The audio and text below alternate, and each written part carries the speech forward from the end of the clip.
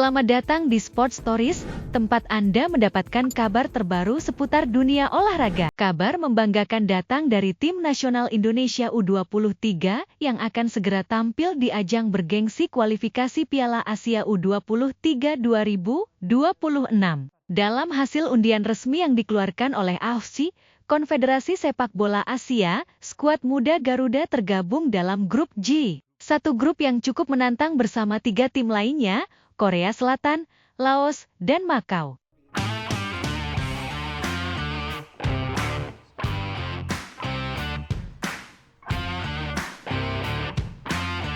Group J, South Korea, Indonesia, Laos, and Macau. Host of Group J is Indonesia. Indonesia will take position 2 in the group. They have been originally taken from pot 2 and they will be aiming for their second finals appearance. And everybody, I think, remembers well their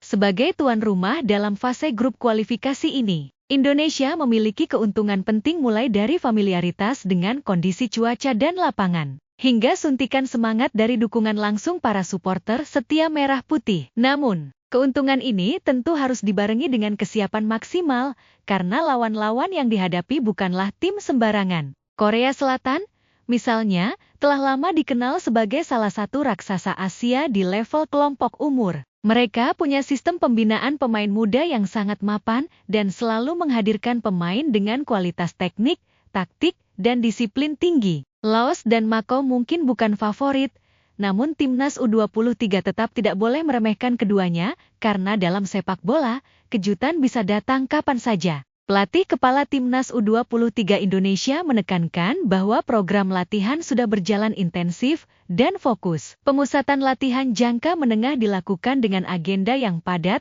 meliputi peningkatan kebugaran pemain, pemahaman taktik permainan modern, dan penajaman chemistry antar pemain. Selain itu, pemanggilan pemain muda dari Liga 1 dan Liga 2 juga menunjukkan bahwa pelatih ingin memberikan panggung bagi talenta muda terbaik yang siap bersinar di level internasional. Lebih jauh, tim pelatih juga memprioritaskan aspek mental. Mereka ingin membentuk pemain-pemain yang tangguh secara psikologis dan bisa tampil percaya diri saat berada di bawah tekanan. Bermain di kandang sendiri bukan hanya tentang keuntungan, tetapi juga tentang tanggung jawab besar untuk tampil maksimal. Kualifikasi Piala Asia U23 bukan sekadar ajang formalitas, melainkan bagian dari proyek jangka panjang PSSI dan pelatih dalam mempersiapkan generasi masa depan sepak bola Indonesia. Jika Garuda Muda mampu menampilkan performa terbaik dan lolos dari fase ini, maka mimpi besar tampil sebagai tim kuat Asia akan semakin nyata.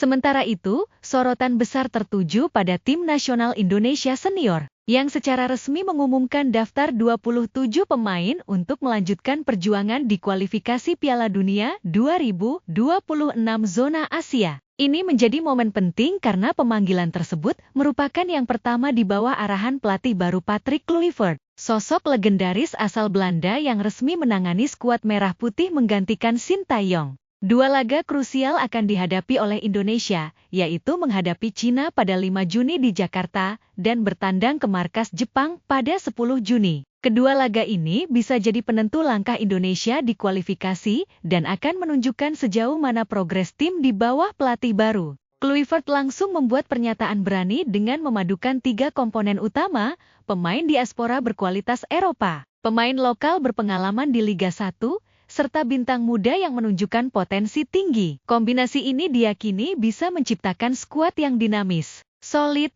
dan kompetitif. 3 penjaga gawang yang dipanggil adalah Maarten Paes, FC Dallas, MMS, Hernando Ari, Persebaya Surabaya, Nadeo Argawinata, Borneo FC. Paes tetap jadi andalan utama dengan pengalaman bermain di luar negeri. Sementara Hernando dan Nadeo menjadi pelapis yang siap bersaing dan menunjukkan performa terbaiknya. Patrick Kluivert membawa 13 bek dengan komposisi kuat dari diaspora dan pemain lokal, beberapa di antaranya adalah Jay Itzes, Venezia, Italia, Miss Hilgers, Twente, Belanda, Jordi Amat, JDT, Malaysia, Sandy Walsh, Yokohama Marinos, Jepang, Justin Hubner, Wolves U21, Inggris, Calvin Verdong, Nijmegen, Belanda, Kevin Dix, FC Copenhagen, Denmark, Rizky Ridho dan Muhammad Ferrari, Liga 1. Tak ketinggalan, Pratama Arhan, pemain yang dikenal piawai dalam lemparan jauh dan duel 1 lawan 1, kembali memperkuat lini belakang. Lini tengah diisi pemain teknis dengan kecerdasan bermain tinggi, Tom Haye, Almere City, Ivar Jenner, FC Utrecht, Nathan Tieaon, Swansea City, Marcelino Ferdinand, Oxford United, Ricky Kambuaya, Dewa United. Nama-nama tersebut diharapkan bisa mengendalikan tempo dan menjaga stabilitas permainan di tengah, baik dalam posisi bertahan maupun menyerang. Kluivert mengandalkan kombinasi striker naturalisasi dan lokal yang siap mencetak gol. Rafael Struijk, Brisbane Roar, Ramadan Sananta, Persis Solo, Ragnar Oratmangon, FC Dender, Egy Maulana Fikri, Dewa United, Ole Romeni, Oxford United, Hoki Karaka, PSS Sleman. Pergantian terjadi di menit akhir, Septian Bagaskara harus dicoret karena cedera, dan posisinya digantikan oleh Beckham Putra Nugraha yang tampil luar biasa di Liga 1.